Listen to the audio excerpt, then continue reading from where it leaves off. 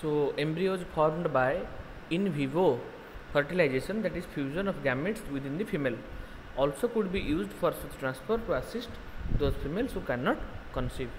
Okay. So in vivo means natural, in vitro means artificial. In vivo means those situations are going on inside the body or naturally, that is called in vivo. In vitro means assisted with the help of or outside the body. Okay, we have to get our concept from these lines. So if in case of in vivo fertilization, if there will be any problem of implantation, they can also use this technique for the intrauterine transfer.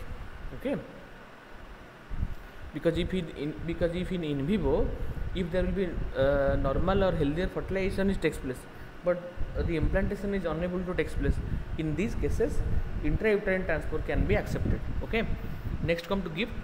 Transfer of an ovum collected from a donor into the fallopian tube of another female who cannot produce one but can provide a suitable environment for fertilization and further development is another method attempted. Transfer of an ovum collected from a donor female into the fallopian tube of another female who cannot produce one but can provide a suitable environment for fertilization. This is exact case of surrogacy. Okay, that means it is saying the desired or the patient is unable to carry the baby but can produce her ovum. Okay, the female is able to produce its ovum but unable to make implantation, unable to carry the baby in the uterus. In these cases, gametes intrafallopian transport technology will be assisted.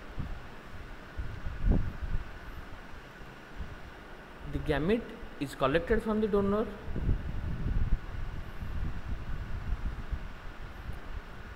and transport into the fallopian tube of another female